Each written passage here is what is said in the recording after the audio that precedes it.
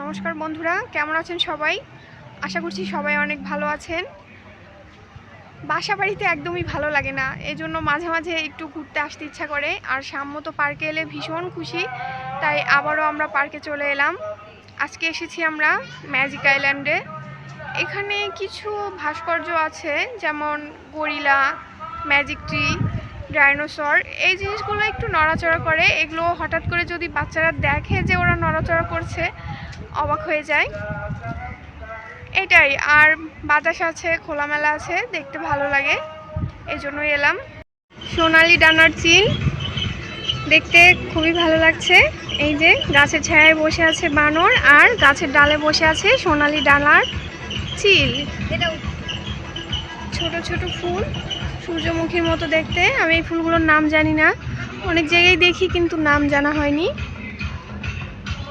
আছে সময় কাটানোর জন্য মোটামুটি ভালোই, একটু রিল্যাক্স করার জন্য। বিভিন্ন রাইড আছে বাচ্চাদের খেলার জন্য, কিন্তু রাইডগুলো একটু বন্ধই আছে, কারণ আজ শুক্রবার আর এত সকালে লোকজন আসে না। আমরা এলাম, আমাদের কাজ ছিল এইদিকে, তাই একটু ঘুরে গেলাম। এসে দেখতে পারেন, বেশ ভালো লাগবে। আকাশ দিয়ে একটা হেলিকপ্টার যাচ্ছে। হ্যাঁ হ্যাঁ হ্যাঁ,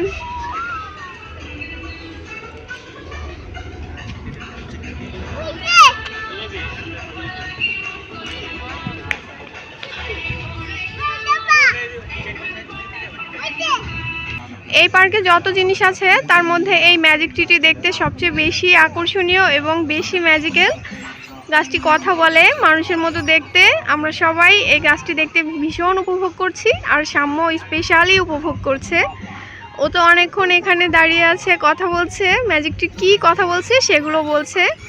বাবা, ম্যাজিক ট্রি কী কথা বলে? আর কি বলে?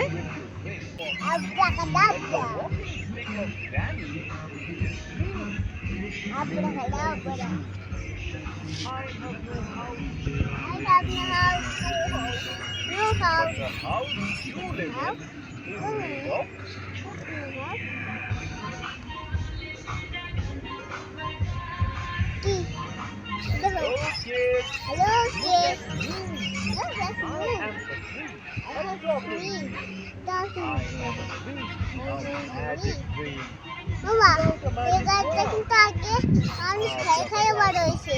আব্রাকাডাবরা, আব্রাকাডাবরা, ম্যাজিক ম্যাজিক আব্রাকাডাবরা। তো দেখতেই পারেন সাম্য কিভাবে উপভোগ করছে। গরিলা, ডাইনোসর, লায়ন, টাইগার, বিভিন্ন জীবজন্তু অনেক কিছুই থাকে সব পার্কেই।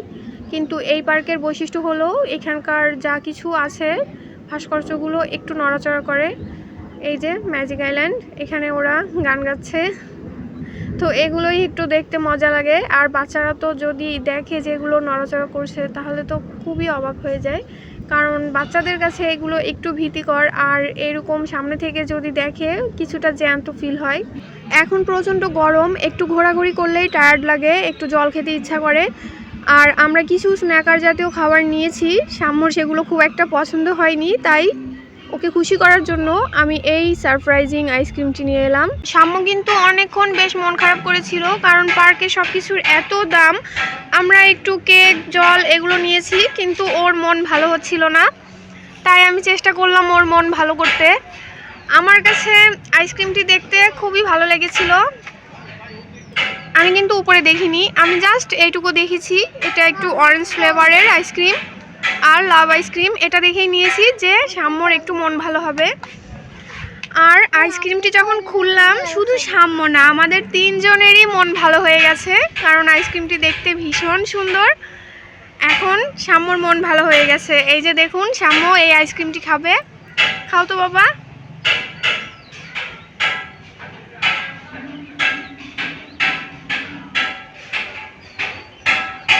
কেমন লাগছে আইসক্রিমটি? কেমন বাবা?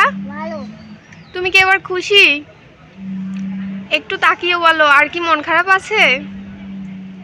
মা তোমাকে সারপ্রাইজ দিল না? কেমন সারপ্রাইজ বাবা? সত্যি সাম্য খুশি হয়েছে, ওকে খুশি করতে পেরে আমারও ভীষণ ভালো লাগছে। সবার উদ্দেশ্যেই বলছি, রেগুলার লাইফের বাইরে নিজেকে একটু সময় দিন, বাচ্চা এবং পরিবার একসঙ্গে কোথাও ঘুরে আসুন, আশা করছি সবার অনেক ভালো লাগবে। এই পার্কে টুকিটাকি কেনাকাটার জন্য একটি স্টল আছে ওয়াটার পার্ক। অধিকাংশ মানুষ ওয়াটার পার্কে সময় কাটানোর জন্যই আসে। আপনাদেরও সময় থাকলে আর ভালো লাগলে ঢাকার কেরানীগঞ্জের কাছেই পার্কটি ঘুরে আসতে পারেন। চ্যানেলটি নতুন দেখে থাকলে সাবস্ক্রাইব করে পাশে থাকবেন। পুরো ভিডিওটি দেখার জন্য থ্যাংক ইউ।